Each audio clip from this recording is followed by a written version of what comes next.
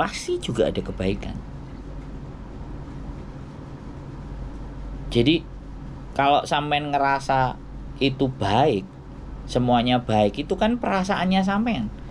Perasaan mereka juga biasa saja. Iya kan?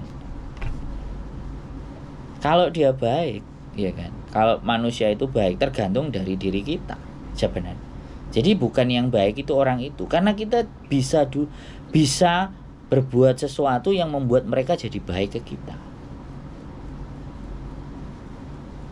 Makanya kebaikan itu bukan dari orang lain, kebaikan itu dari diri kita sendiri dulu. Dan bagaimana kita bisa baik ke orang lain kalau kita dengan diri kita sendiri aja ndak selesai? Bagaimana menyelesaikan diri kita? Jawab pertanyaan yang pertama. Saya itu jadi manusia, diciptakan untuk apa? Saya diciptakan dan dari mana? Dan nanti saya mau kemana? 3 pertanyaan pokok itu, kalau sampean bisa jawab, setidaknya sampean itu sudah punya gambaran dan pandangan mau ngapain hidup. Tapi kalau 3 itu baru sampean dengar hari ini dari saya, ya wis. Saya baru dengar dari Mas Andro. Nah, jujur. Enggak ya. Karena enggak semuanya orang itu menyadari siapa dirinya, untuk apa dia ada, dan mau kemana dia ada. Itu udah mendasar. Oke, pertama. Pertama, sampean tonton channel YouTube Ngaji Filsafat. Kristen kok.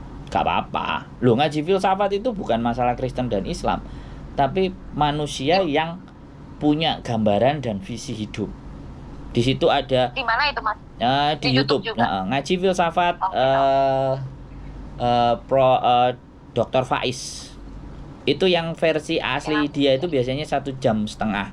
Tapi kalau yang versi cuplikan-cuplikan ada 25 menit. Ada di situ bahas tentang bagaimana kebahagiaan, bagaimana kesengsaraan, filosofi kerja keras. Sampean coba dengerin itu dulu. 1, 2, 3, 4.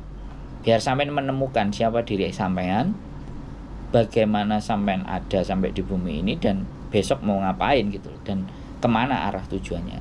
Ngeliatin itu dulu. Itu aja sih, sederhana awalnya. Ya, sampai ketemu di cerita-cerita sampean yang lebih membahagiakan. Ada lagi yang mau ditanyakan? Enggak ada sih, Mas Andro. Soal di Hongkong oke semua. Cukup. Cuma tadi masalah cowok itu aja saya bingung sih. Nggak usah bingung. Buang ke laut. Masih banyak di luar sana yang masih ngantri. Kadang mikir umur sih, Mas. Umurku udah kepala. Yang saya nikahkan, Mbak Susi piro umur? 47. Yang saya nikahkan itu 48 dan dia masih gadis. Di Indonesia dia belum menikah, kerja hanya ingin untuk sukses adik-adiknya. Di 48 dia baru menikah, dan saya yang jadi saksinya. Itu masih 48. Yang umur 53 ada, tanggal 10 bulan September besok. Saya nggak bisa datang soalnya. Saya sudah urus. Dia umur nggak jadi masalah ya. Hongkong tidak ada persoalan. Tapi kalau sampai mempersoalkan di Indonesia, ya sudah. Kalau di Hongkong mah sampai nomor 50, 51, 52 nikah aja. Yang nikah beda usianya 32 tahun aja. Ini sudah ancang-ancang. Sudah saya mempersiapkan datanya aja, tinggal dia ngomong, "Mas, oke, siap, saya mau nikah. Tolong ditunjukkan." Nah, jadi yang perempuan itu umurnya 41 kalau nggak 40. Tahun 78 lebih ya, 79 itu berapa berarti? Tambah 3, 44. Yang perempuan umur 44 lahir 79, yang laki-laki 74 tahun. Dia pingin dinikahi hanya karena apa? Aku pingin ada yang nemenin sampai aku mati nanti. Dan ceweknya kenapa mau?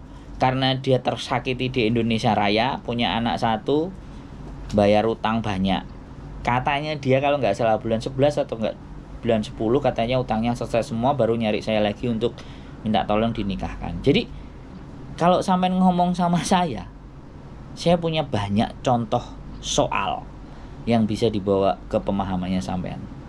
Tapi berapapun saya bawa persoalan itu, berapapun contoh soal saya berikan sama sampean, kalau sampean tidak selesai dengan diri sampean sendiri, maka moyong kata orang Hongkong, useless kata orang Barat,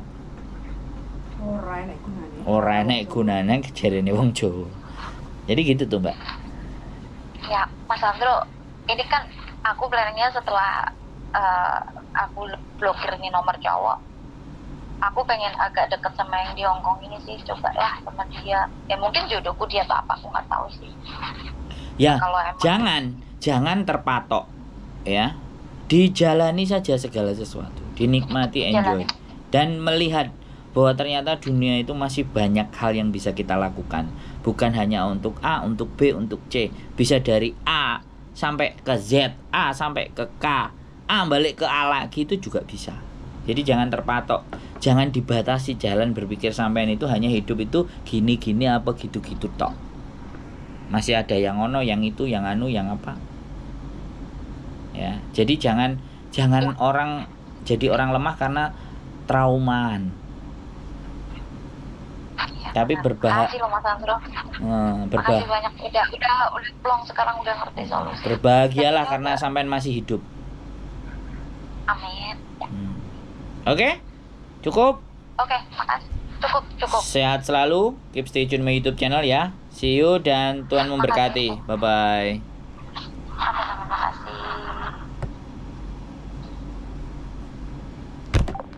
Woi bojoku, Mbok Diana piye iki, woi? Kesepian intinya. Oke. Pewanas iki ku. Kurang healing. Mbak Diana piye? Kurang berjumpa dengan manusia-manusia Manusia gila. manusia jenis lumutan di Hongkong. Kurang healing. Oke. Jadi teman-teman semuanya persoalan banyak, tapi ya sudahlah.